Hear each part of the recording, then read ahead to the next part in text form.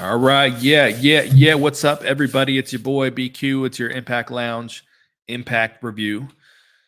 And if you haven't checked me out in a couple weeks, there is a brand new channel name, but the podcast still is the Impact Lounge. So when we're talking Impact each and every week. So we're going to talk this latest episode. It is the first episode after Impact 1000. So there was episode number 1, number 2 of Impact 1000, and now we are back to normal. And I was curious what this episode was going to be like because because they did those 2 episodes, which were great shows, we lost some opportunity to build towards Bound for Glory. They're able to work on it a little bit, but for the most part, the shows were specials, and now we got about 3 weeks to build this pay-per-view up. So we're going to talk Impact.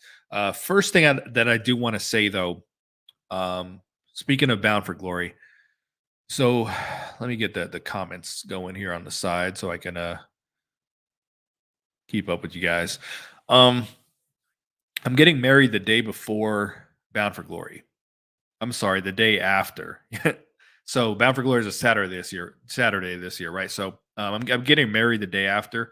I will be out of town, be back home in California. So usually with the pay-per-view, I watch it as it airs and then I stream immediately after. I'm just not going to be able to do that this year. So I will be back Monday, and very possibly Monday night I'll review it. So it'll probably be the next day, maybe Tuesday. I don't know. So I just won't get a stream right after Bound for Glory, unfortunately. So um, got a couple questions here in the chat, so I'll answer a couple here real quick before we get into things.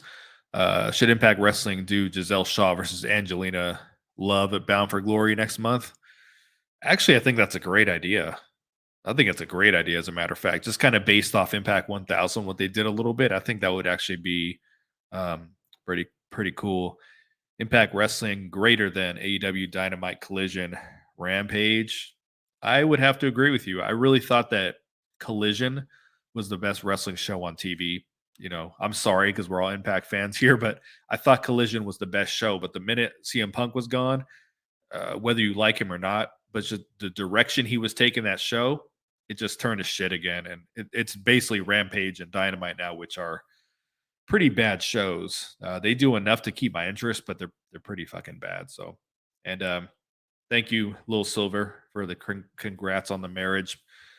Been engaged here for a couple years, so pretty crazy that this time has finally come. So, yeah, so that'll be going on the day after Bound for Glory, and then hopefully we're not doing a honeymoon for about a year or so. So this move from the Midwest to Illinois, Midwest to Vegas was one of the most expensive things you could imagine. So we're just deciding to hold off on honeymoons for a year. So we'll be back talking Impact shortly after that. So let's get into a couple things here. I was going to get into the Sami Callihan, my thoughts on what's going on with this contract, but I'm recording a mailbag episode tomorrow. So right now, as I'm streaming, it is midnight on the East Coast. So it's 9 p.m. for me. So depending on when you're watching this, but Sunday, I'm going to be dropping a mailbag episode, and someone asked me about Sami Callihan. So I'm going to get a little more depth into, my thoughts on his, I don't want to say potential departure. I think it's pretty confirmed that he's departing. But I will talk on PCO here real quick before we talk Impact. Let me pull up these screenshots because I actually had a screenshot these comments he made. So let me take a quick drink of my lemonade. Actually, it's not lemonade, it's watermelon juice, which is pretty good. So anyway, I've never been the biggest PCO fan in the world. I've stated that here. It doesn't mean that I'm not impressed by what he does at his age. He's committed to the gimmick and he's very good at it. He's at first I didn't quite get it. Because I never saw him in Ring of Honor, but then as time progressed and I see him do his thing in Impact, I'm like, okay, this is pretty cool. But Was he one of my favorite wrestlers on the roster at the same time? Not really. So he was very over with the Impact audience, absolutely. But it looks like he's gone. He's out of here. And I wanted to read some things from. He was on a podcast. I'm not going to try to pronounce the name of this podcast. It's in French, and I don't like butchering names and words and stuff. Just as someone who kind of has a difficult last name, I don't appreciate when my last name gets butchered. So I try not to do it to other names. But it's not too easy to find if you're looking for PCO's comments. But I'm going to read everything he said here, and I find him kind of interesting. He said the company began approaching me in White Plains on the weekend of September 8 and 9. They said they wanted to resign me, that they wanted me to stay and all that, and that it was important for the company. I asked if they could increase my salary and, creatively speaking, if I could get more involved with my character. So it's actually kind of wild if he wasn't involved in that character very much. The next day, I thought we were going to agree on terms. Came close twice, then it drew on a bit. Then I was told that we had to reach an agreement, at least on the phone, before Memphis, which was the 22nd or 23rd, in order to know how to book Memphis and Bound for Glory. On Saturday, no news, no phone calls, radio silence in a sense. There are a lot of people around me in the locker room who have not been renewed yet and who finish on the 22nd, so I figured I wasn't going to stretch it to Bound for Glory since my contract finishes on October 30th. I felt negotiations were tough, so I decided to control how I was going to leave. I think that's part of the negotiations too. When there's radio silence after they tell you we want you, when we will sign you, there's like some kind of war on nerves that is being played. Who will break first? If they show too much interest, they know you're going to ask for the moon. But if they show less, then they think you're going to feel less important to them. The goal is to find the right balance. So it looks like PCO's out of here, and it's he's leaving on his terms. And basically, what he is saying there is that the company communicated to me. They wanted me to stick around. I let them know that wanted. So it sounded like he's one of the salary guys in the company.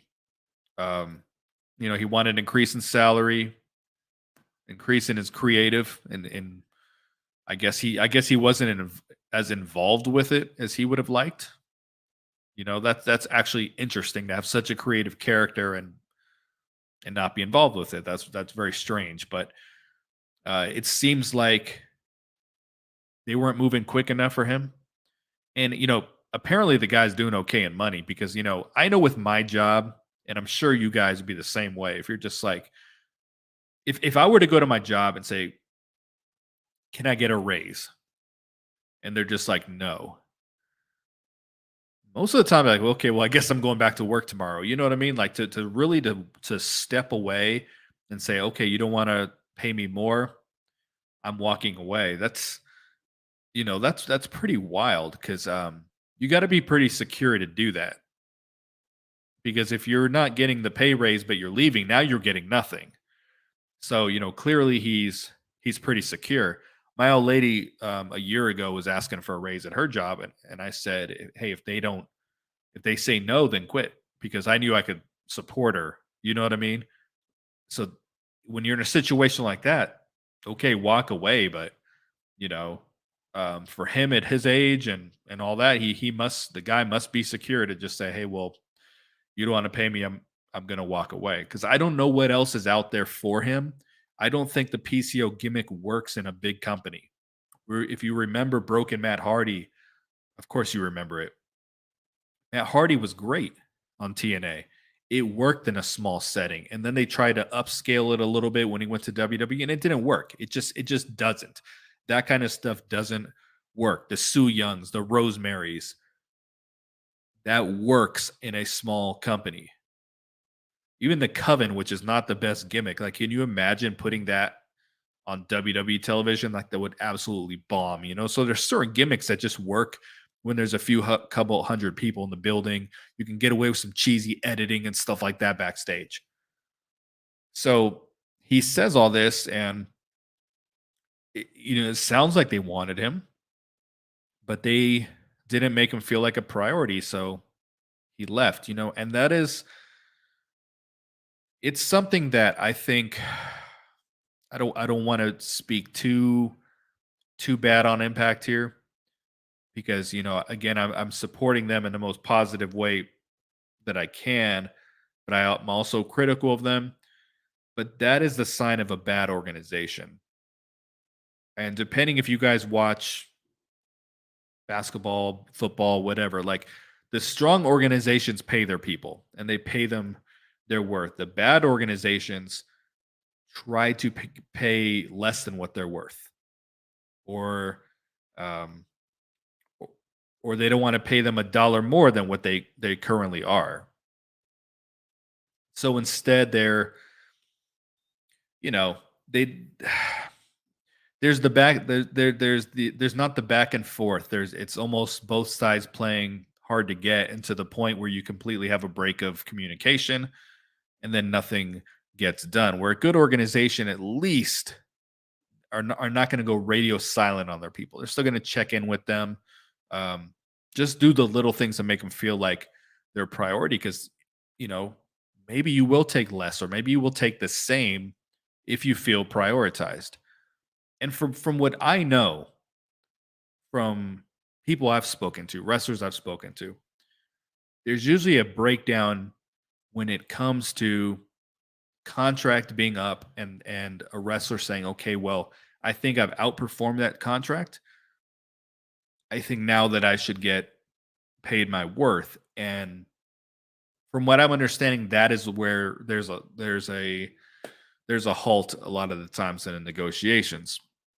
The company would rather pay them what they are currently paying them, if not less. Like we've heard about times in the past with TNA, maybe not so much under this management, where they would ask them to take less on their next contract, and that would never go well. But I think the guys like Moose, Eddie Edwards, there's certain people who probably can, at the end of their deal be like, okay, I think I would like a raise, and they would probably accommodate it. But it seems like that's not the case for most people. And so there was a clear breakdown with PCO here. I didn't like the PCO stuff a lot of the time. I didn't like him walking around, Eddie, bully. Like those things annoyed me. But I know that a lot of the Impact fans really liked him and what he put his body through and his commitment to the gimmick. Because you can't really replace PCO. He's not one of those guys. He leaves and okay, we'll just next man up.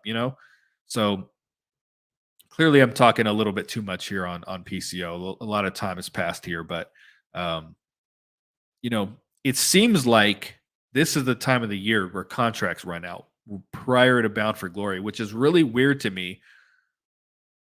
I can understand after Bound for Glory happens, and in their mind, they're like, okay, uh, we're. I don't want to call it a new era, but they they clearly see November 1st as hitting the reset button creatively. And I don't understand that, because when December rolls around, it's best of and it's bullshit episodes, right? They completely um, don't give a shit, and then they have like 2 weeks to build a hard to kill. You got the Thanksgiving episode and all that shit. Like, I don't understand why they don't just sign people throughout the rest of the year to when Bound for Glory rolls around, it's not a complete shit show, which it seems to be every year. There's always people leaving or people wanting to leave, but yeah, I've been talking about PCO a little bit too much here. Um, let's see what we'll see if we got some comments here that I can read about PCO. Um, well, people are saying Moose and Macklin, or Brad Risk here says Moose and Macklin needs to be long term world champion. Um, and that's one of the things I'm going to get into uh, with the mailbag episode with Sammy Callahan. But part of what I was kind of getting at is that these guys who are around for long periods of time with the company don't seem to hold a lot of gold. It's always the part timers and guys who are around for a few months, around for a year.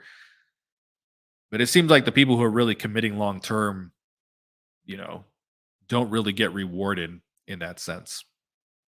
So yeah, Little Silver says that's what happened to Mia Yim last year after Bound for Glory. It just seems like this is an issue every year right around this time. So why the contracts run out right before Bound for Glory makes really zero sense. You know, Bound for Glory just never seems to be a really smooth running pay per view. Like Slammiversary seems to whether it's the build and the matches and the contracts and everyone involved, like it goes on without a hitch. Like there's no issues with it. But Bound for Glory is always, it's always a bit of a mess, unfortunately. The last thing I'm gonna talk before we get into the episode here, though. So Gut Check is returning. Let me take another drink before I get into Gut Check here. Who gives a shit about Gut Check? Why do I say that? The past few winners have done nothing in this company. Now you can say, okay, well, Jason Hotch is on TV and he's part of the good hands. Okay. Are they winning the tag team titles anytime soon? No. But are they on TV? Are they actually pretty entertaining? Yeah. But you've got Shogun, you've got Jack Price, who are just sitting on the sidelines. Why would a wrestler want to try out for this company, win Gut Check, for let's face it, they're not getting on salary. Like Jackson Stone is not, he's the first the Gut Check he won, I think, was almost 4 years ago. Shogun Jackson Stone is not on salary. He's not making six figures or the high five figures. He is probably making $200 an appearance. So he's making probably nothing. Jack Price is probably making nothing. But there's no developmental. Maybe they go to Scott Demore school or whatever. But as far as like, there's not an NXT to this company. Even with AEW at one point, they still had AEW Dark and Collision, not a Collision, Dark and Elevation for a while, which was kind of acted as a developmental in a way. Impact doesn't have anything like that. So why would someone try to win this Impact contract, which is going to be a per appearance deal where they're making their indie rate, and there's no guarantee you're going to get on TV? Shogun and Jack Price are lucky to get on BTI. Now, Jack Price was on this episode, oddly enough. We'll get into that in a little bit. But there's no plan for them. I mean, if you were to win and there's this social media campaign behind you and we're kind of like following and when's this guy going to debut and there's little video packages and vignettes but they win the show and then we completely forget about him. I wouldn't be shocked if half the Impact audience who watches the show when Jason Hotch appeared on screen had no clue that he had won Gut Check. I wouldn't be shocked because they didn't, after they announced the winners, we didn't hear anything for months. So I don't know what the benefit is for a new wrestler to try to do this, to go when there's no guarantee. There's no guarantees at all. And especially when they did this last time, because as I said, Dark Elevation and AEW Dark was a thing. And I'm saying, why would someone try to get on this like part-time Impact contract, not get on TV when Dark and Elevation are got indie wrestlers up the ass on TV working for double that pay and multiple times more exposure. So I don't see the benefit of it, and I don't care. I don't care who wins. I don't give a shit. Prove me wrong. You know what I mean? Like, have someone win this show and really do something with the company. Like, are you trying to build the next? All these people who have won, are they really trying to build the next star, or are they just signing someone to the company? Like when Tough Enough was a thing, the goal was to create the future stars. Now, did it happen? That's debatable. But that was the goal. and I don't see that with Gut Check. And when they did Global Forged and uh, Rohit Raju won, it took a while for him to be entertaining and do anything on TV that we cared about. And they weren't building him to be that main eventer. It was like, okay, we finally throw you a bone, you win the X Division championship, and you're not going any higher from there. And then contract negotiations come and they let him go. So I don't see the benefit of winning this.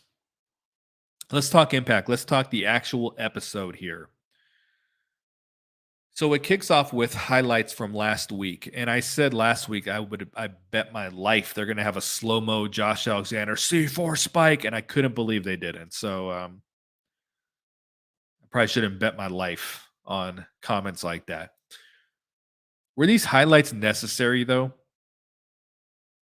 I think outside of the X division, where it shows Allen Angels winning, who cares about Scott D'Amore wrestling and even the knockout segment showing Awesome Kong and all that? Like, you show Awesome Kong backfisting Giselle Shaw, who's in your main event, and getting pinned. So why are you showing the girl in your main event losing? But I didn't think the highlights were necessary. I know they want to remind us Impact 1000 was just a thing, but outside of showing Allen Angels winning, I didn't see the benefit because it had nothing to do with this episode. You're just showing highlights for the sake of freaking highlights. The episode was in the middle for me. It wasn't bad, wasn't good. It was in the middle. I thought it was a two-match. I initially thought it was a two-match show.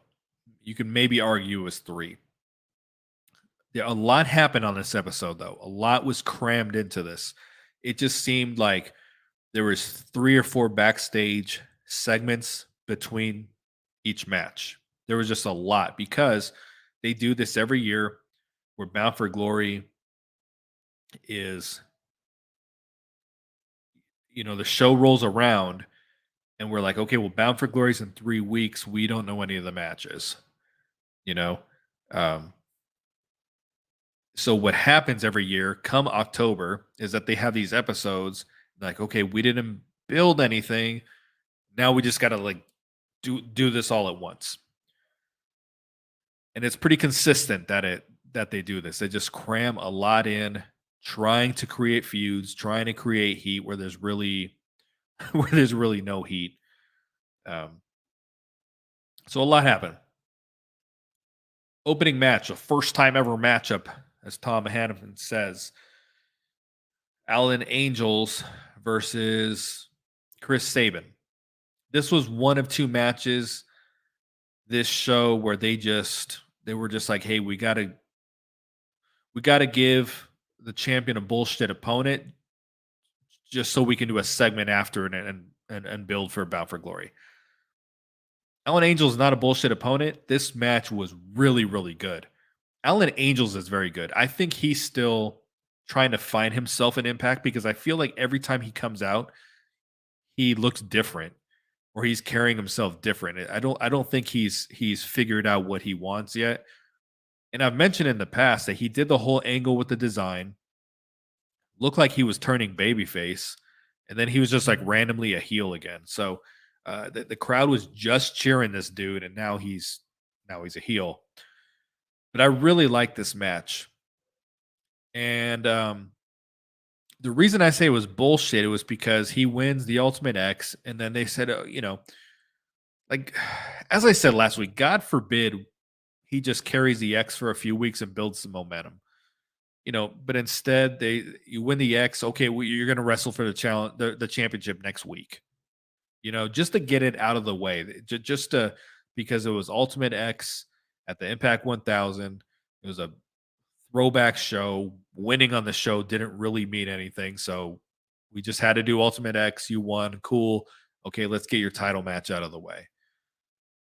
I'm waiting for the day that they do something with Allen Angels. I think there's a little bit of potential, like they had with a younger I don't want to say, I don't mean age wise, but a younger Ace Austin. And I mean younger as in his first year or so with the company. There was a lot he was doing as a heel, a lot he did as the X Division champion. And I think they could get some of that with Allen Angels. I think he's got the personality for it. But as long as you got belts on guys like Chris Sabin, Alex Shelley, Josh Alexander, um, and I know Josh isn't a champion right now, but these are all like bland on-screen characters. And when you're doing that, you stunt the growth of some of these guys who can actually be like really, really creative and just do good things with their titles. Kind of like Kenny King. He was great for that title. Now we put it on Tommy Dreamer, and it's no one cares again. Have you seen Tommy Dreamer's picture on the Impact website with the title? He looks fat. He looks like he shouldn't be wrestling anymore. It's a horrible picture. But yes, Chris Sabin wins, and then they play a video package for Kenta after this. I love Kenta, so I'm looking forward to this Bound for Glory. But it's a match. There's going to be no build. I mean, so far we have 2 matches on Bound for Glory with 0 freaking build. It's just, here's an awesome match for you guys to say this is, to chant this is awesome and all this shit at. That's, but no, I really like Kenta quite a bit. After this, Gia is backstage with Alex Shelley, and it looks horrible. I say this every week, the backstage stuff with the over editing, but the lighting on this episode was so bad backstage. And I don't mean bad lighting as in it was dark. It was, the light was just shining right in their faces, and they're just completely lit up, and there's dark shadows behind them. I mean, absolutely horrible amateur work with lighting. Horrible. So we know that these improvements are supposed to be coming soon, these upgrades. We'll see how the backstage stuff looks. But she did an interview with Alex Shelley. If you guys haven't seen on the Impact website, Gia Miller is now listed with the wrestlers as an active wrestler. So instead, where there's the picture where she's got the microphone because she's a backstage announcer, she's with the wrestlers and she's in wrestling gear. Let me see if I can even find this for you guys. I'm going to type this into Google real quick, and I think I can bring it on screen. We're here on YouTube, so why not, right? Give me 1 second.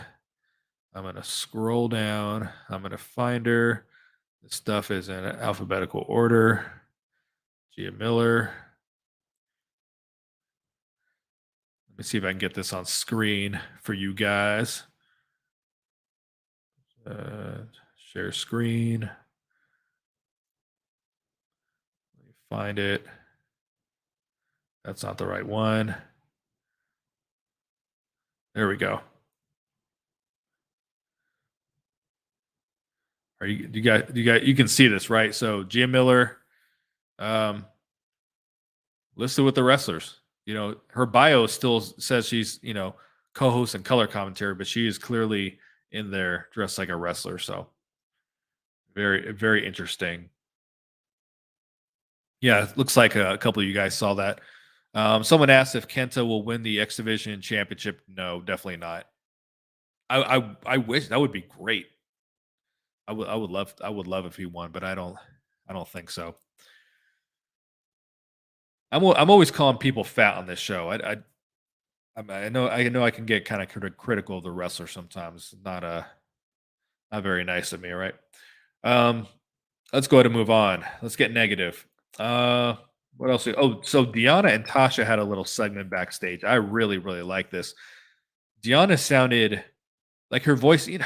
Man, I don't want to be like critical. Deanna's voice can get pretty shaky sometimes. You guys know that when she's talking, and she sounded really good here. Really, really confident. Tasha Steelz again coming off like a star, and they're talking about teaming up. So if you read between the tea leaves here, they're clearly going to form a team to take on MK Ultra Bound for Glory. And I was like I'm always saying, these multi women tag team matches and shit. I don't know why they do them because then you run out of competitors. Like you don't have a lot of teams, so why are you putting three of them in the match together? So I've been saying like, what the hell are they going to do about for Glory? I think we got our answer right here. And there's they wasted their opportunity to use the hex. The Renegade Twins are out there. There's not a lot that you can just bring in and challenge. So what else you going to do? You just got to throw chicks together. So that looks like that's what they're doing here. It looks like we're going to get Deanna and Tasha Steeles becoming a thing. Deanna, the real Knockouts champion. She'll be the champ again. She'll be the Knockouts tag team champion and the real world champion at the same time. So I love it. That's a really great pairing. And we got Eddie Edwards yelling at the screen. Um, I mean, he's yelling and he is pissed. And this match he had was like a week ago. Usually when you're that angry, you can step outside and take a walk for 15 minutes and cool off a little. Like this dude is he's livid over this match from last week. And this was one of the first couple segments where they've got a clear backdrop behind him.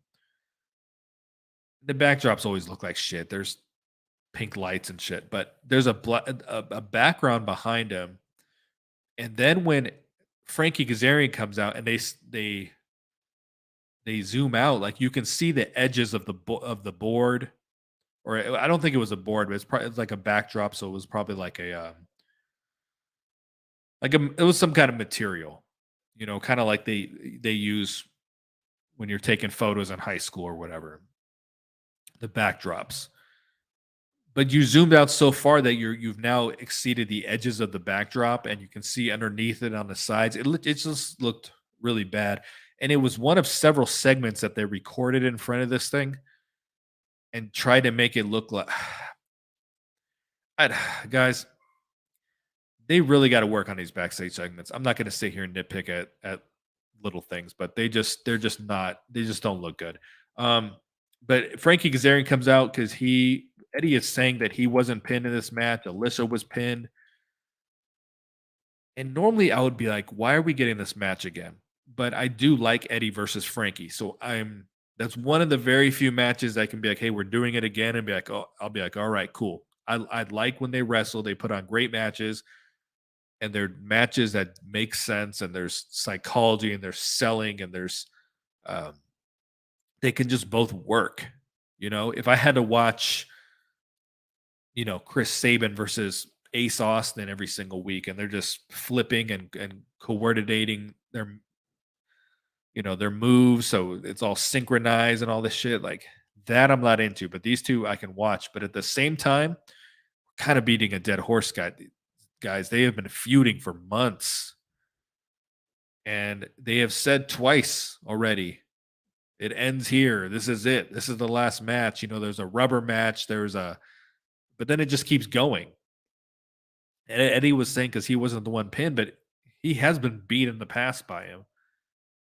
So they just keep going with it. Is there going to be a stipulation? I don't know. I would imagine so.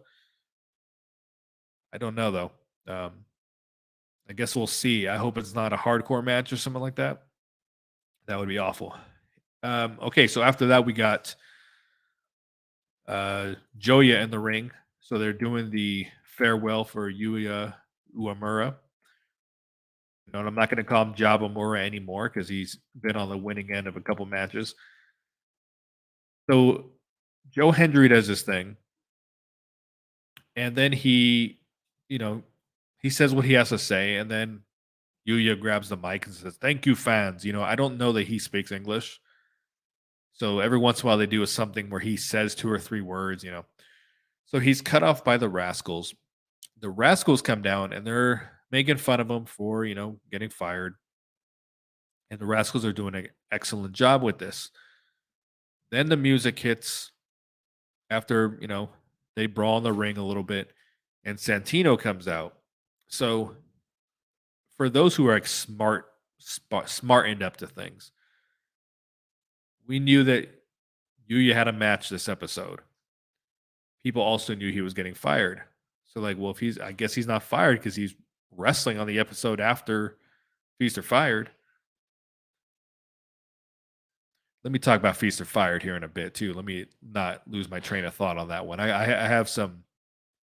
I got to talk about Feast or Fired here. I'll do that after this match. So Santino comes out and says we're gonna have a match.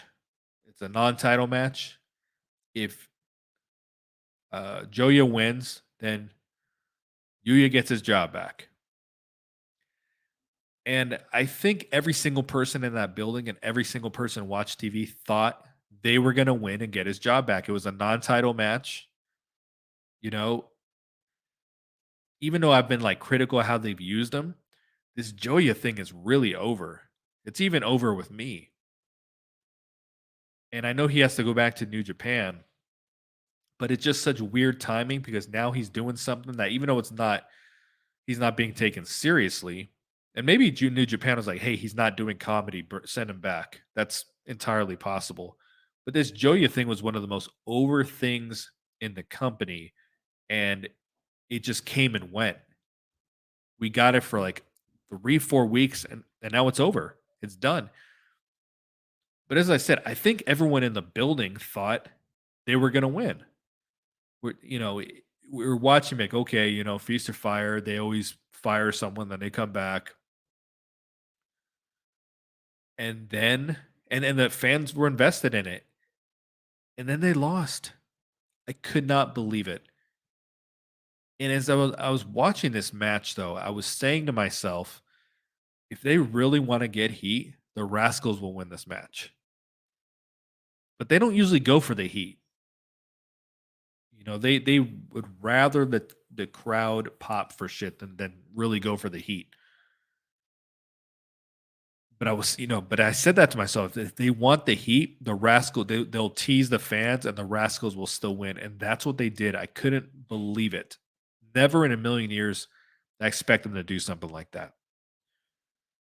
But they took a chance, um, because I'm sure all of their instincts was for Joya to win this match and for them to find a way to keep Yuya in the company. Trey Miguel's mic sounded like crap, by the way, that he was using. But yeah, they go for the heat, and I think that's great for the Rascals going forward. I know they're going to feud, obviously, with the Bullet Club, but it's good to get that heat on their side. I wanted to talk about Feast or Fired here real quick. So every year, I mean, I know they haven't done this in a while, so I shouldn't say every year. But whoever has the briefcases, we always know who's got the world title shot, who's the tag team, who's getting fired.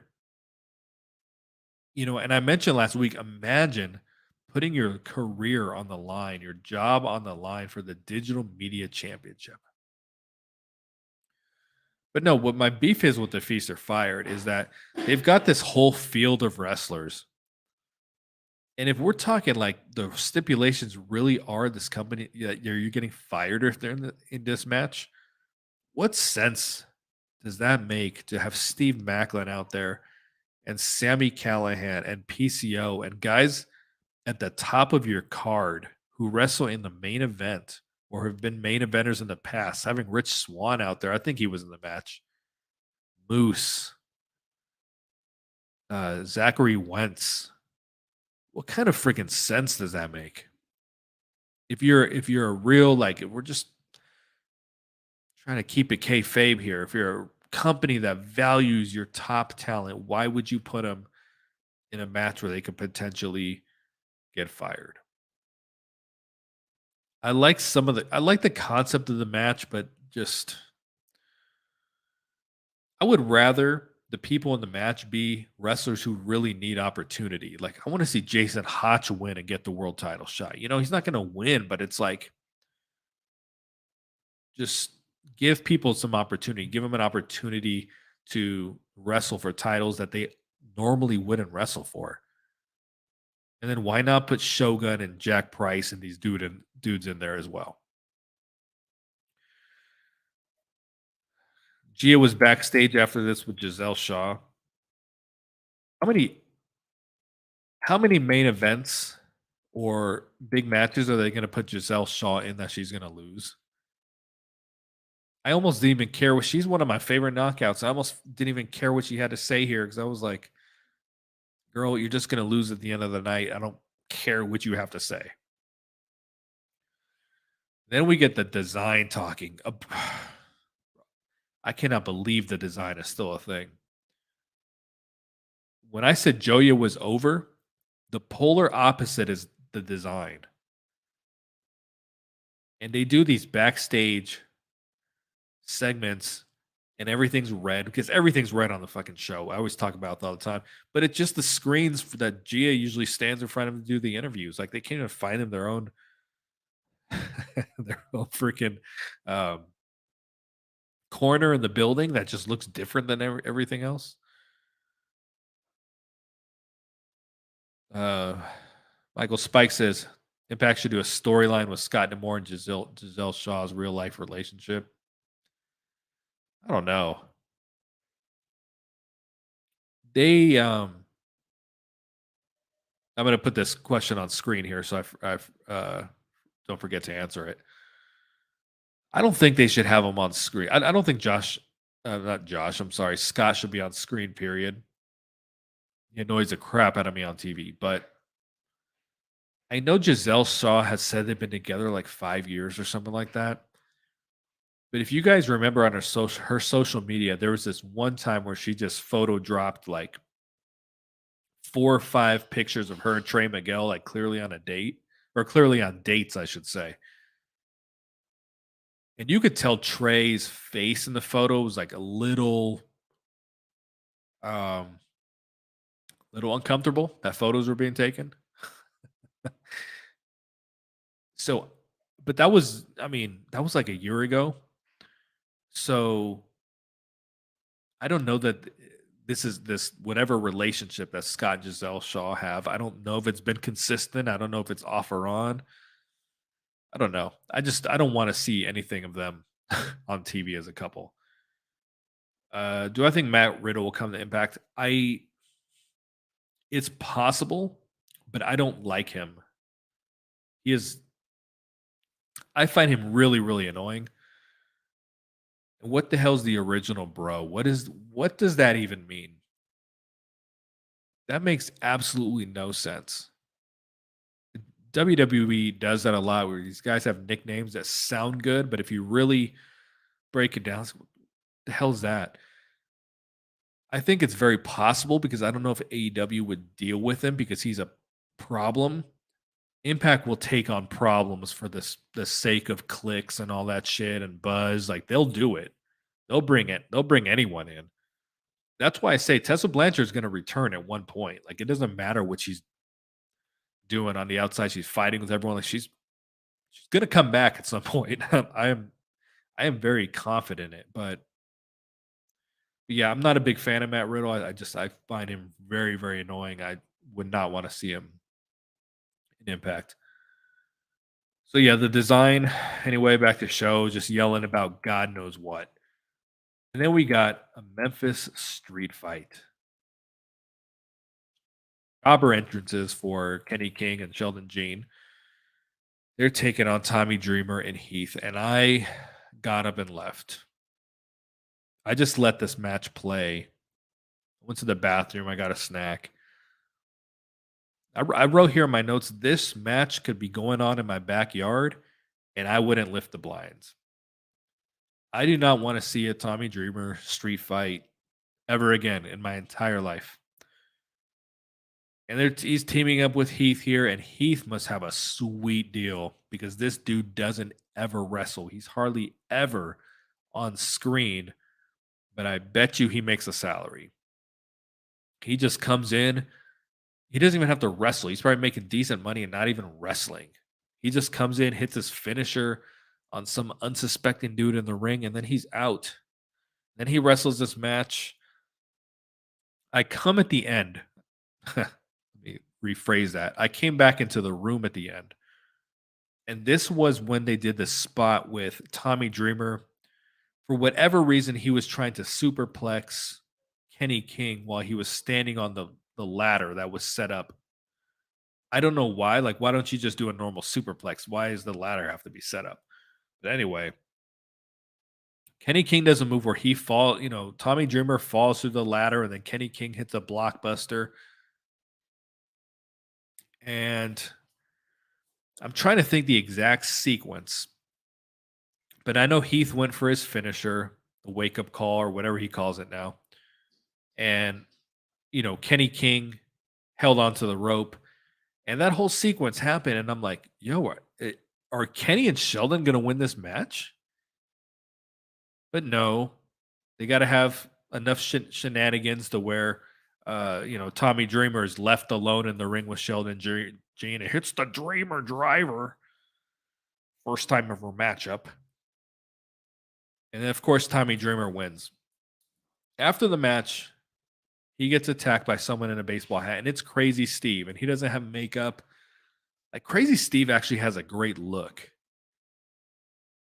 And I mentioned before I've met him in real life. Like, he's really nice. He's pretty funny actually. And I don't remember if I had said this last time, but he did an autograph for me.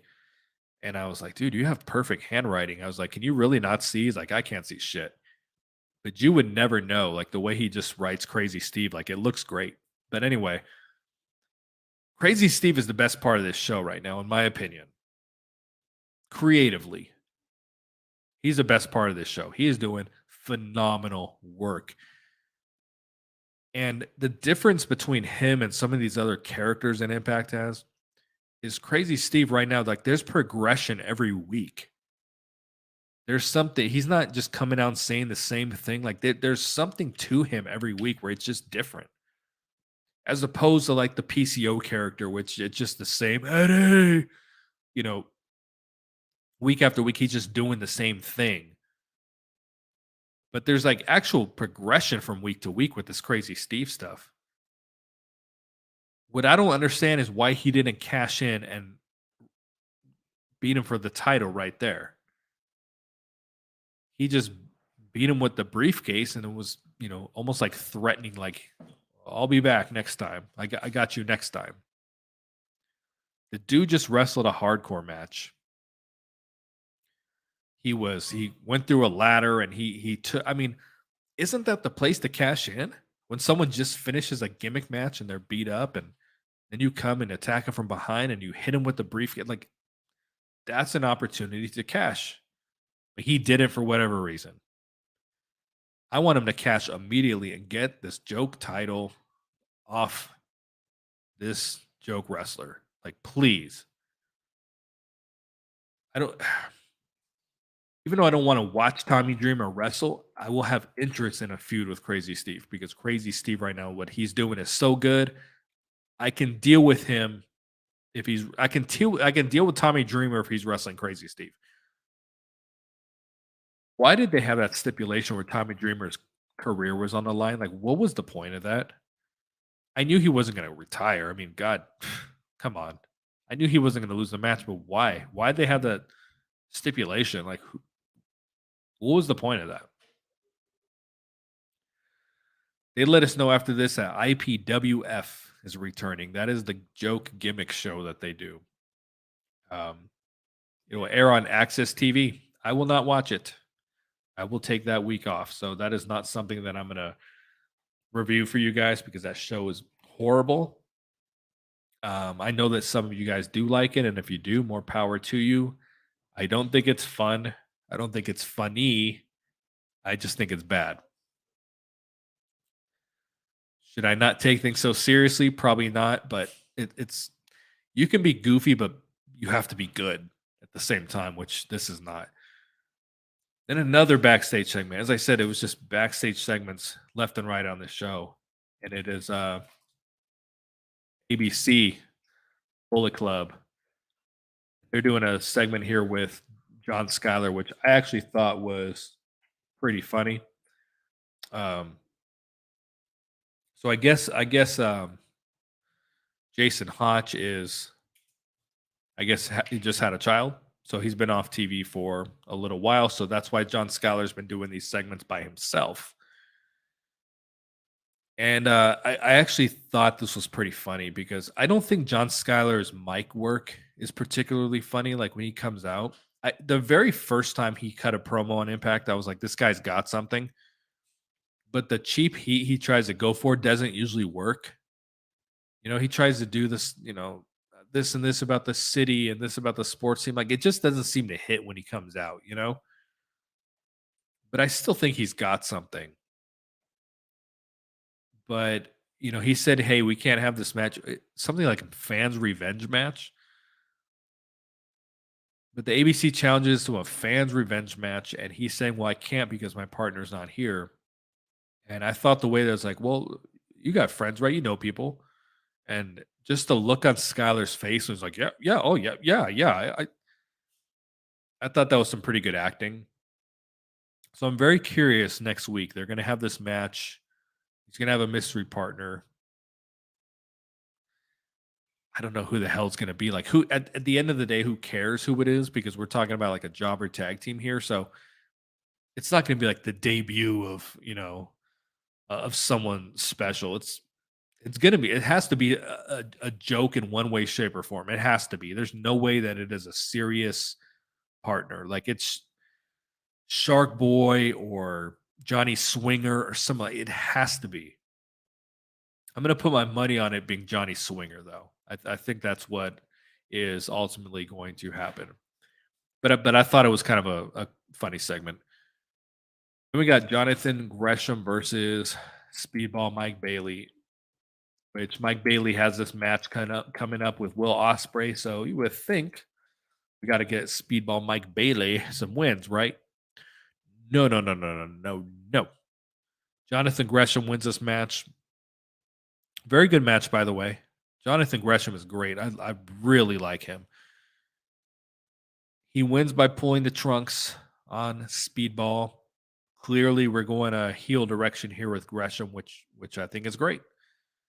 What's Gresham going to do about for glory? I don't know, but he's not really on screen enough where this heel turn was necessary, but he'll do a good job with it, and I really like his work. So, but these two have a lot of chemistry together, and I think I've seen them wrestle for the last time for a while. I don't need to see them again, but I wouldn't be shocked if he doesn't get his win back because he's got um, the not the program because there's no build. But he's got the match coming up with Will Ospreay, so I think he's got to get his win back. But I don't really have interest in like Gresham versus Bailey 5 because this has been, I think that was their fourth match. Like it's a little much at this point, so I'm interested in it. Then we get Macklin backstage. He goes to find Bully Ray, who's in the locker room, and there's pink lights on the locker room, on the lockers, because that's how you decorate a locker room. I'm okay with some of this off-color lighting. The other companies do it, and I may even have one in my background at one point. But it's one thing when you're like cutting a promo, if you want to have some lights behind you. When it's like little areas in the arena where the wrestlers just so happen to be standing and there just so happens to be lights, it looks so ridiculous. But we can look past that. Macklin is asking for help with Rhino. He is, Rhino has gored him a couple times. Rhino looks like a kidney with arms right now. Like he is not impressive when you see him on screen. Um,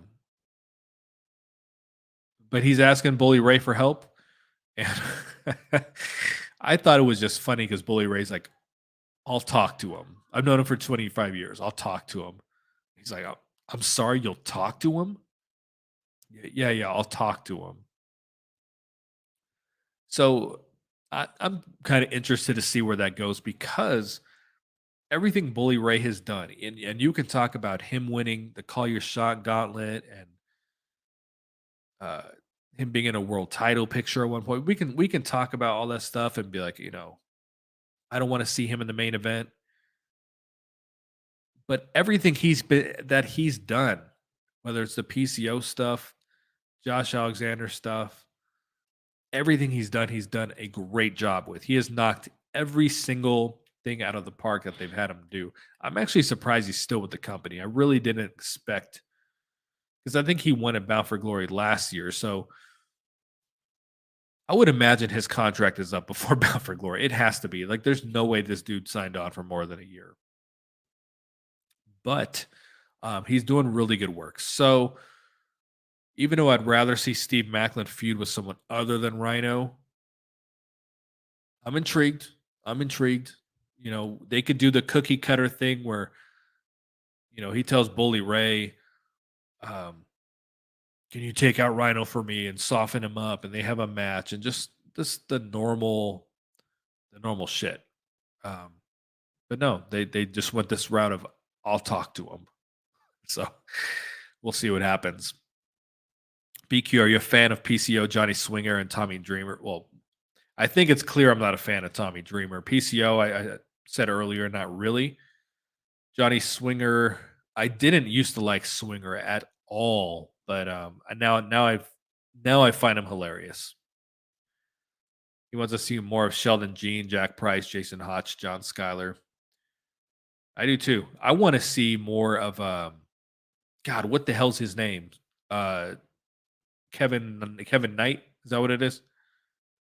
He's only wrestled a little bit here and there for Impact, but that guy is really, really good. Like, he's really, really good. Where did I get this T-shirt from? I got this Daphne shirt from Pro Wrestling Tees. So it's from her Pro Wrestling Tees store. I rarely wear this because um, she has cleavage and all that, and my younger daughter doesn't like it. She says it's an inappropriate shirt. So her and my old lady are out of town right now. So I was like, hey, let me rock the Daphne shirt. So yeah, I actually got that after she passed. Um, because I know proceeds were going to the family and all that. So that is why I brought it. Impact 88. Too bad Impact can't bring Jack Sabre Jr. to wrestle Johnathan Gresham at Bound for Glory. That would be something else. I know he's doing a Wrestle Dream this weekend, which is a horrible name for a pay-per-view, by the way, but I know he's doing that. That would be real, dude. That match would be stupid. And I mean that in a good way. Some of that 90s slang there, I guess. But I don't think that'll happen. I don't know what they're going to do with Gresham and Bound for Glory. Why does Rhino keep getting pushed? I don't know. That being said, I think Rhino, he's clearly going to fight at Bound for Glory with against Steve Macklin. Clearly, that's what's going to happen. I think this is Rhino's last feud. I think it's his last hurrah, though. I mean, they'll probably still use him a little bit, like they used Tommy Dreamer, but I know Rhino's a agent now or producer, whatever you want to call it. So I believe that's what he's going to be doing full time for the most part. And he said it's the same pay, but now he's wrestling and doing, basically more work for the same pay. So I don't see him continuing to wrestle.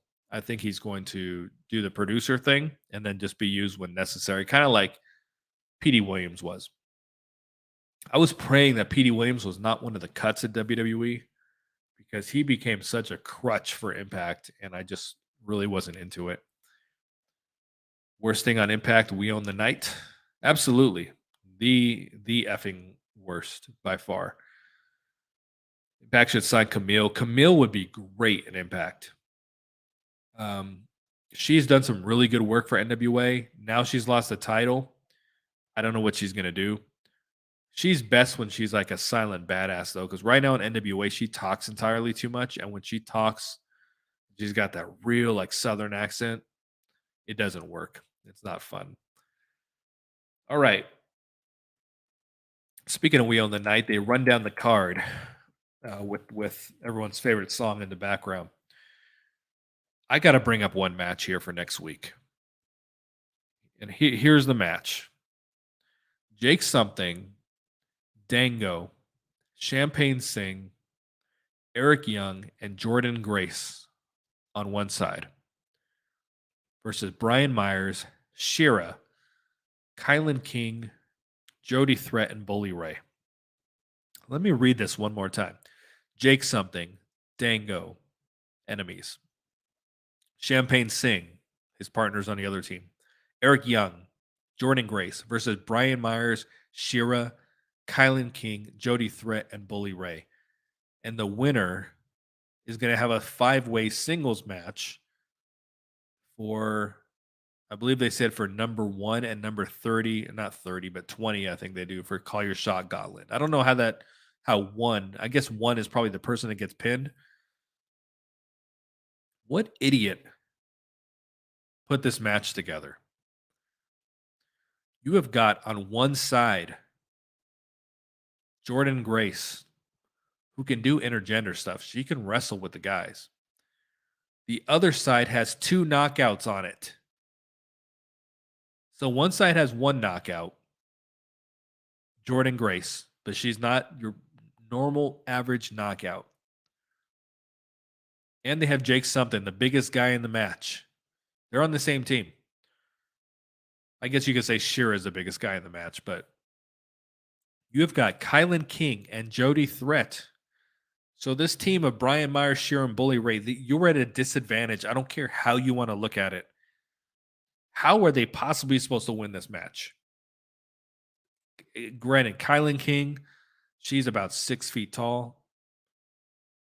But I mean, come on. 2 knockouts on one team? Clearly, this Jake Something, Dango, Champagne, EY, and Jordan Grace, clearly they're going to win. Okay? Clearly. I would say that Jordan Grace will probably get pinned and Eric Young will come in last. If that's what it is. I know they're competing for the last spot, but I think they said they're competing for number 1 also. I don't remember the exact rules because they did something like this before. Being number 20 in this match means nothing. So they've had 3 of these matches, right? Eddie Edwards won 1, Moose won 1, and Bully Ray. The first 2 years, the person who drew number 1 won the match. And number 30 or number 20 was one of the quickest people eliminated. I think actually one year, number 20, I think that might have been Shira. I forgot who it was. It was a bigger wrestler. I don't think it was Shira because that was the first one. They self-eliminated themselves during the match trying to get the money from Falaba when they were doing that really, really bad money angle. So I don't remember who it was because I don't remember who was feuding and all that, but it was over the money. Number 20 self-eliminated himself to chase that wad of 20s that they had, which was so ridiculous. But 2 years we've had number 1 win this thing. I think there's been 4 of them actually, because I remember the first couple I said this means nothing. And I know Eddie Edwards won it that one time. And that meant nothing because he never really cashed it in. I think I agree here. I think Jordan Grace is actually going to win. I think it's time for a knockout to win this thing. And Jordan Grace is really the only one you can do it with. And what else is she going to do about for Glory? You know, they just signed her to a new contract. She's going to win. I am like 99% sure on that. It's always a fun match, though, because they put, we get surprises in there. One might be Swoggle. Usually one of the surprises is complete bullshit. But then there's usually at least one pretty good one in there. And then we got the main event, Gissell Shaw versus Trinity. Who cares? Because Gissell doesn't beat anybody. Anybody. Hernandez. Okay, yes, Hernandaddy was the one that threw himself out. He was number 20 and self-eliminated himself to chase the money instead of chasing a world title shot that you could cash in at any time. But Giselle Shaw doesn't beat anybody. She's consistently in these matches. In the main event. She was in the main event last week, and like I said, she got pinned. They showed her getting beat, and then like, oh yeah, by the way, she's in the main event in this show. But she wrestles for she has wrestled countless matches for the Knockouts title. She's wrestled for the Knockouts title, the tag team titles numerous times. What the hell do you do with her at this point? Probably feud her with Savannah Evans, and so she can beat somebody. I don't know. And this is a problem with the current Knockouts division. And when I say problem, I'm saying that for a lack of better term. Um, all the women in the division are doing something. And that's why I'm saying it's a problem because you used to have Alicia Edwards that you could just throw, okay, we need someone to get a win, throw Alicia out there. You can't really do that with her now. You can't do that with anybody. There's no one on the roster that can just go do a job. So Giselle Shaw's become that person. And it's like, okay, we want to get Trinity. I mean, did Trinity need a win? But they wanted to build up this thing with Mickey James after. But okay, we need to get Trinity a win. We need to get so and so a win. You don't got anyone to give them, so you got to give them Giselle Shaw. You could give them Savannah Evans, but you can't put Savannah Evans in the main event. You can't really give them Rosemary or Havoc because they're doing comedy right now, and you can't just throw Rosemary in a match versus Trinity or Courtney Rush in a match versus Trinity at the end of the show. It just doesn't work. And I can't even say, oh, well, they need to sign more knockouts because they got a lot of knockouts. They just all have a program right now, you know? So they just keep using Giselle Shaw. She just loses. They act like she could win. She could, what was the match they did with her that was so unnecessary? I think it was in Australia. They had her against Deonna Purrazzo, and if she won, she was going to get added to the three-way or something. Like the match was unnecessary to begin with. And you're just giving her L's left and right. It's crazy. So I don't know. I saw this as the main event, and I was kind of checked out. I was like, I know how this is going to end. I knew this was just to attack her after the match, so Mickey James could run out and you can do this cookie cutter shit. I don't know why Mickey James, because she did come out at the end and she saved her. I don't know why Mickey James is talking in this weird country accent all of a sudden because she it didn't normally sound like that before. It was really bad on Impact 1000. It was horrible. This wasn't as bad, but I don't know why she's talking like that. But anyway, I was seeing some people say on social media today, and I actually agree with them. This is not going to be a good match, Trinity and Mickey James. I don't know that Mickey James is really a good wrestler. Like she's a big name, and we all love her. But I don't know that she's actually like really that good in the ring. Even since she's been back with Impact, I don't think she's had that like really good match. Even if she wrestles Deanna or whatever, like Deanna was carrying the matches. She had that one match with Taylor Wilde, which was really bad. Speaking of Taylor Wilde, where the hell's Taylor Wilde? They had her attacked on Emergence, maybe, and then you had the fake phony Dr. Ross, with her backstage. "Oh, I don't think she can wrestle, and she's just laying there like, uh, yeah, no, I know where Mickey James is from, but she doesn't talk like that normally. She's not like, "Hey, partners, howdy." Anyway, Taylor Wilde was just laying backstage, and she was injured. Like, oh, ouch. But to be gone for like a month and a half, I think she's actually probably done with the company, or she really is hurt. It was just a horrible injury angle, but they tried to do this. Who attacked Taylor Wilde?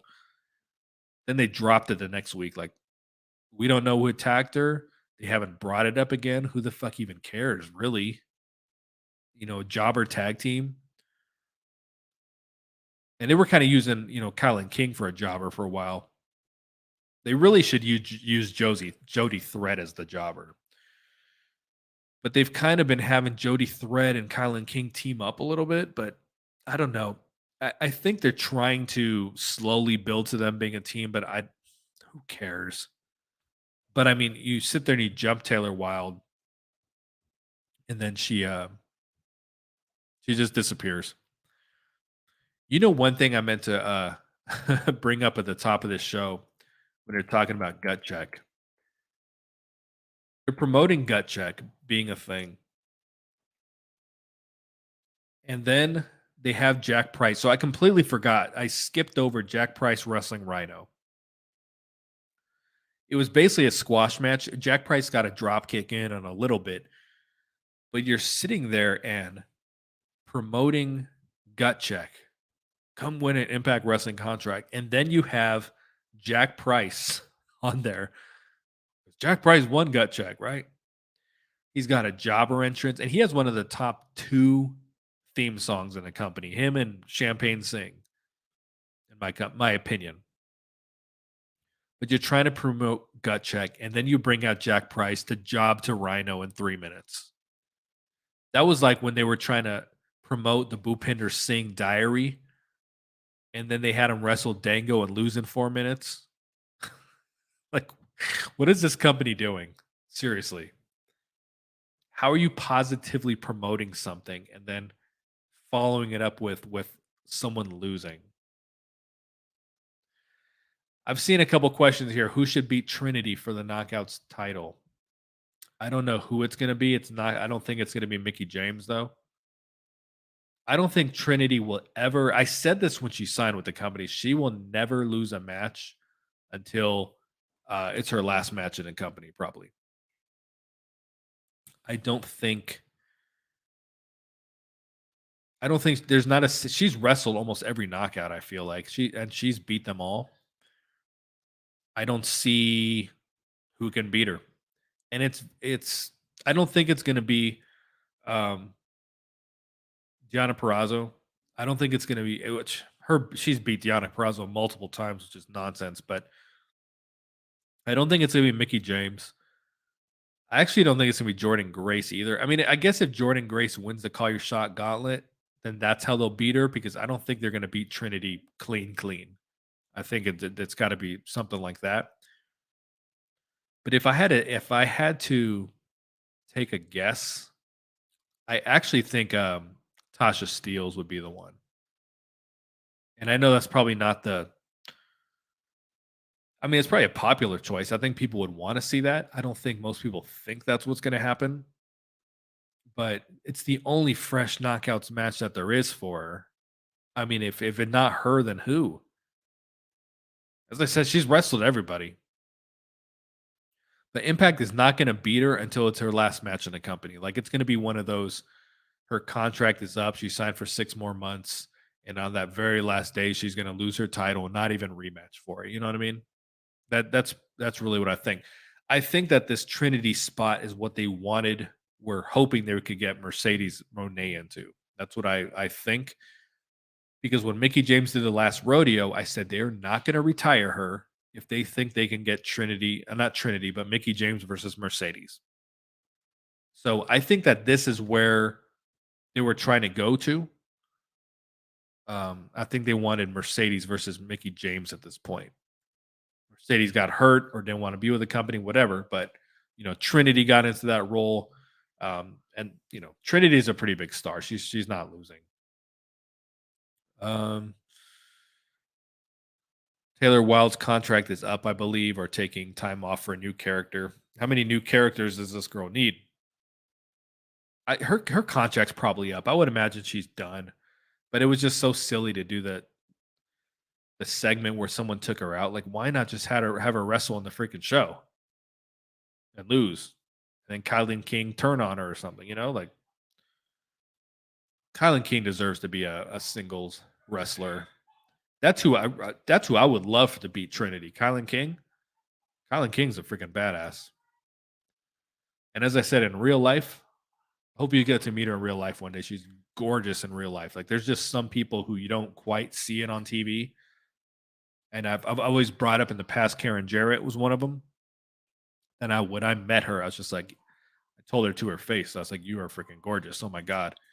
Did it right in front of Jeff Jarrett. I didn't care. So there's some people who just look amazing in real life and some who, you know, uh, Some not so much. Sometimes they look better on TV. Sometimes they're better in real person. I mean, in real life. But yeah, Kylan King's one of those ones. Real life. Whew. Yeah, I see some people agreeing that Tasha Steeles might be the one.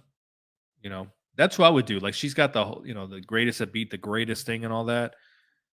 And she has come such a long way from when she first got to Impact. Tasha Steeles is an effing star. Need to keep her around, but I just don't think they're going to do the safe Jordan Grace, Deanna Purrazzo thing. I just don't see that. But I do not think Mickey James is going to beat her. Well, you know what they might say? Hey, Mickey James is the only person worthy of beating her. You know, and I'll talk about this on my mailbag episode too. But they love to put titles on these people who are only here for a short amount of time or not working on a contract. Those seem to be the only champions in this company. I would say the same for Alex Shelley, but if he actually did sign one. All right, so I'm gonna check a couple more comments here before we sign off. Johnathan Gresham getting the same treatment as Giselle. I agree, but he is going to be a heel now, so I don't think he's going to lose though. I think he's going to. I like the intro they had for the Impact 1000 episode. I agree. I agree. I hope that they saw the positive online reaction and finally just be like, "Hey, we need to change the song." Um, which previous release WWE wrestlers will show up at Bound for Glory? I don't think that anybody can because I think they're all on their 90-day non-compete. So I don't. I, I think I don't know. I just don't. They just don't go all in for Bound for Glory. They just really traditionally haven't. As many times as they want to tell you it's the biggest show of the year, it just hasn't been. It's usually their worst pay per view. Honestly, no. I mean, I think Rebellion's their worst pay per view, and then Bound for Glory is Hard to Kill and Slammiversary. Freaking crush it every time, but Bound for Glory is they've had some really bad Bound for Glories actually. So I don't know that this company just does not go all in on that show. So I'm not really expecting any big shocker or surprise. I think they're content with having Will Ospreay and Kenta, and going from there. Tessa Blanchard should return to confront Deanna Purrazzo. I freaking love Tessa Blanchard. Like I really just do want to see her back. I really do. Um, Nothing left for Mickey James to do. She just to be having a match with Mickey. Uh, Kylan King she thinks should be a next Knockouts champion. They really got to get Kylan King out of this Coven thing because she is really really good. I really think they need to get her away from that. Um, Mercedes always getting hurt. I don't think she should wrestle anymore. I was really hoping she was going to do something with Impact. Impact just signed Zaya Brookside or Casey Lennox. I thought Brookside, is she not with NXT anymore? I've seen her wrestle once in the Indies and thought she was really really good. Casey Lennox, I can't think who that is. I know the name, but I'm not sure who it is. Hopefully, when the upgrades come, We Own the Night theme song will be retired. It's run its course and had it since 2019. Yeah, they've had it forever. AEW's had their song forever as well, just as long, but it's quick and to the point. It's not the focus of the episode like We Own the Night is. What else we got? Sue Young is being a mom, took a leave of absence. Hopefully, she'll be back in 2024. I hope so too. I've seen some pictures of her recently. She's wrestling, but she's just not in wrestling shape.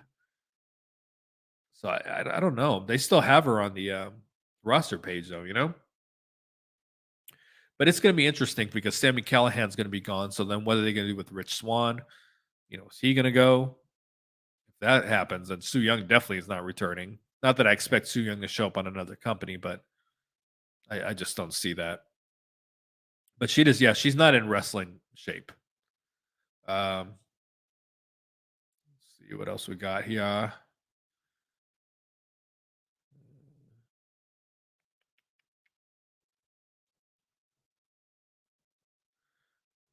All right, BQ, for the record, if you watch SmackDown, their backstage segments is the same with the colorful lights and it's dark at times. Yes, and that's why I said that. I have seen it on some other companies, so I saw them do it on Ring of Honor recently. They had like a red light. I saw a backstage SmackDown segment, as a matter of fact, that did it. Um, there's just something about when they do it, it's just very subtle in the background. It's not as subtle for Impact. I don't know.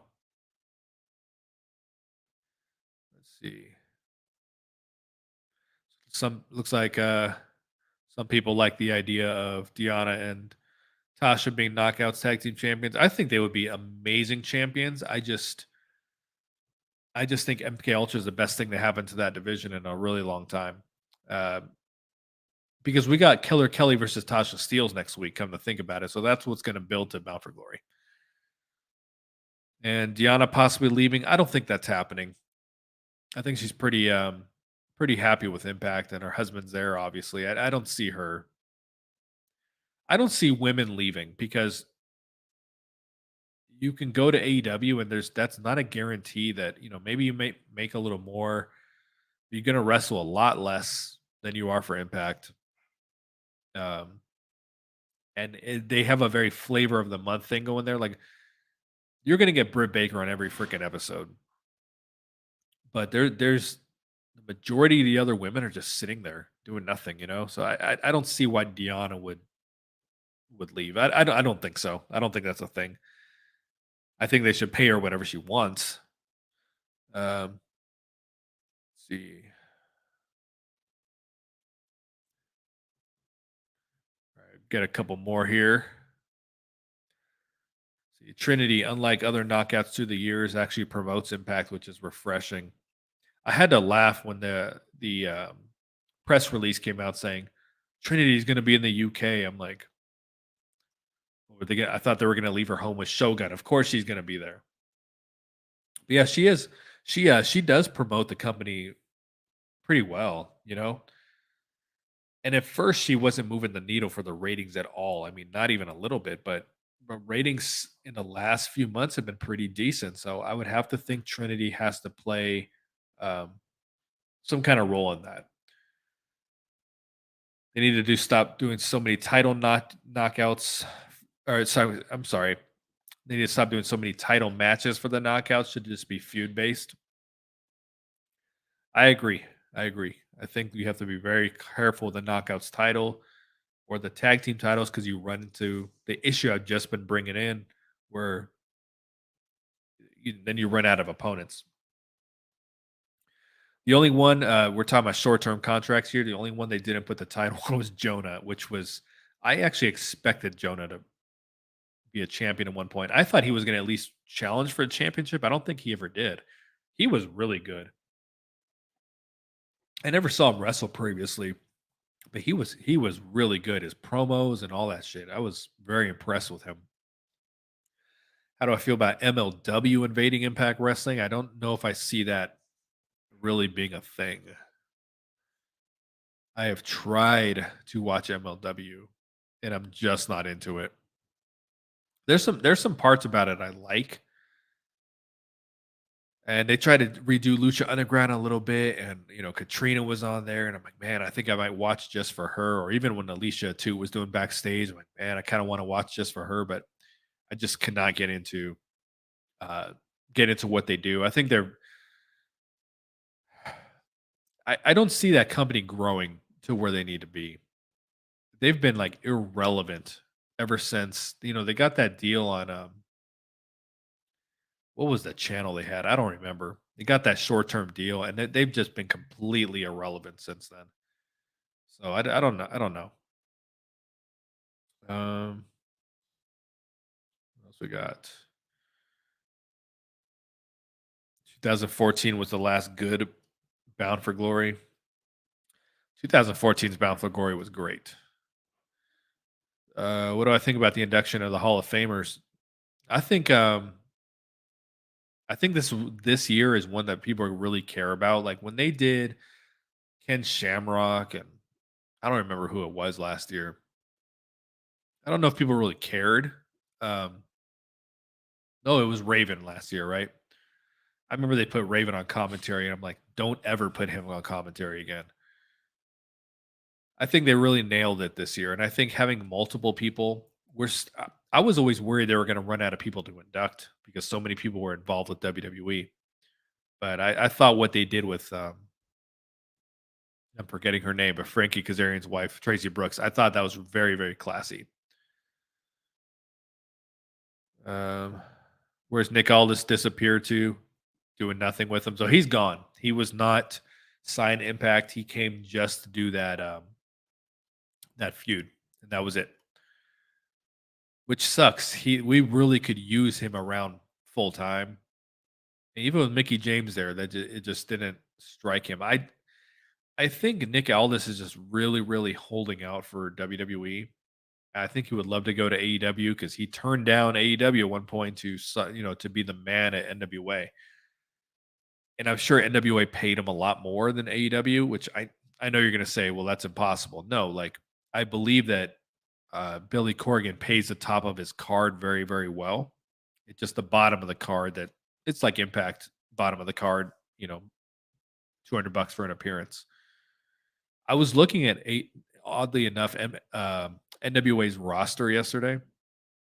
I wrote the number down, but I think they have 68 people on their roster. And it includes, managers and shit. But I'm like, man, that's like double what Impact has. And you can't find on screen time for all these people. But I do think Impact has to bring in more people because even if it's just jobbers at the bottom of the card, if you're just paying them at their freaking indie rate, like why not just throw them on the damn roster, use them once a month, you know? That's kind of what NWA is doing. Impact should sign Abaddon to the to the knockouts. Abaddon would be great in Impact. I mean, talk about like Sue Young times 10. But I think she's still technically with AEW. I don't think she wrestles but like once or twice a year. She would be excellent in Impact though. Nothing left for Sammy Callahan to do. Maybe a backstage producer like Rhino, but he's loyal to the company. Just wrestle every now and then. Other than that, he has Callahan Uncensored, which I don't really like Callahan Uncensored. I tried to watch a couple, didn't really entertain me.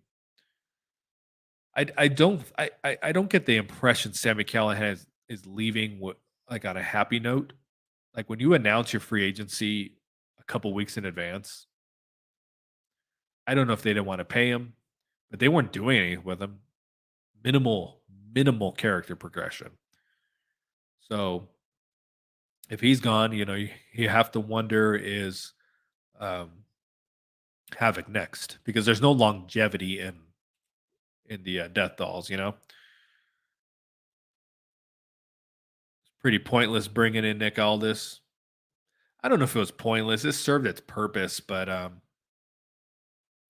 they really could have used him at the top of the card. They really um, he's someone who knows how to be a champion, and if he's not a champion, he knows how to be a great challenger for the title. There's just a lot of wrestlers can learn from him. What do I think of Kiera Hogan's run in AEW so far? Not very impressive.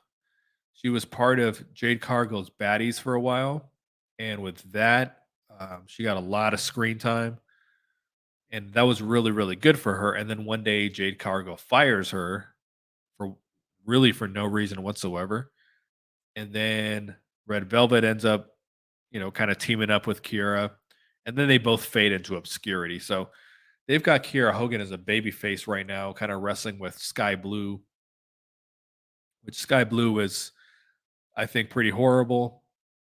She has a nice ass, and because of that, everyone thinks she's a star. But you take away her booty, she's just somebody. She's just a girl.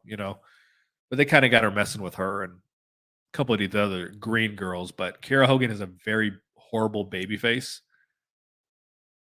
know, she wanted to see. I talked to her personally, and she really wanted to see what else was out there for her. She traveled to these AEW shows with Diamante and wanted to be part of it. You can't really knock her for it, but she's not doing anything. Impact was really good for her. For heel Kiera Hogan, Impact was really good for her. 'Cause then she did some NWA stuff, and she was a baby face there. And as I said, she's a very horrible baby face. Let's see. Yeah, WWE making these cuts. I mean, a majority are going to go to AEW. They just always do. Uh,